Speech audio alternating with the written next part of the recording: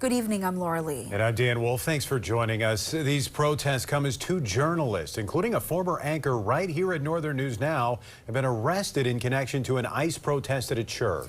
Georgia Fort, who anchored the KBJR 6 morning show back in 2017, is now an independent journalist in the Twin Cities. And journalist Don Lemon previously worked for CNN. Their arrest stemmed from this anti-ICE protest at a church in St. Paul earlier this month.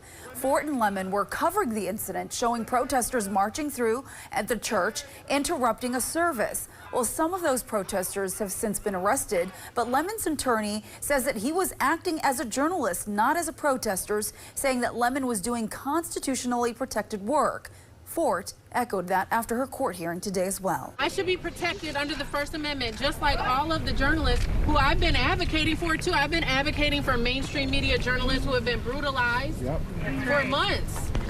Do we have a constitution? That is the pressing question that should be on the front of everyone's minds. And Fort says that she's charged with conspiracy against rights of religious freedom at a place of worship and intimidating or interfering with exercising the right of religious freedom. Tonight, Georgia Fort is out of custody and is free. Both Fort and Lemon are free tonight, but the arrest of those reporters are sending shockwaves through the journalism community. Yeah, Northern News Now's Kyrie Johnson is taking a look tonight at reaction and whether there is anything constitutional about their arrests. Kyrie?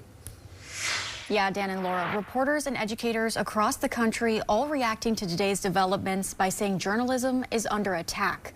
They say they're alarmed by the nature of the charges and apparent silencing of the media. Journalism is under attack.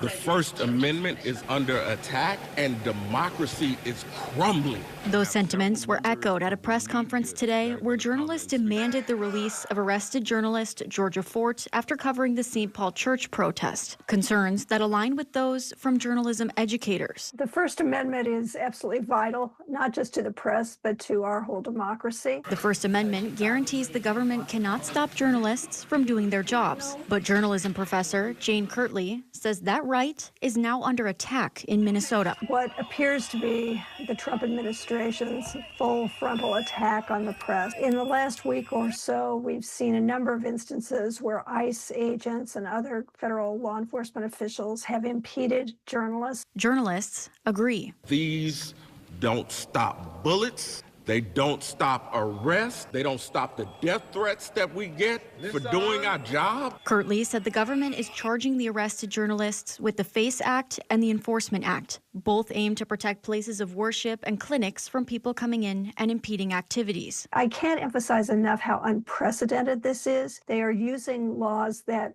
are seldom in use for anybody, have never been used against journalists. And Kirtley believes these prosecutions reveal something deeper than a search for justice. And the fact that they are persisting in this tells me that this is more than a search for justice. It really is a vendetta against the press, and that should concern everybody. Kirtley emphasized that while she does not believe the journalists will be found guilty, they should be prepared for a lengthy legal battle. In studio, Kyrie Johnson, Northern News Now.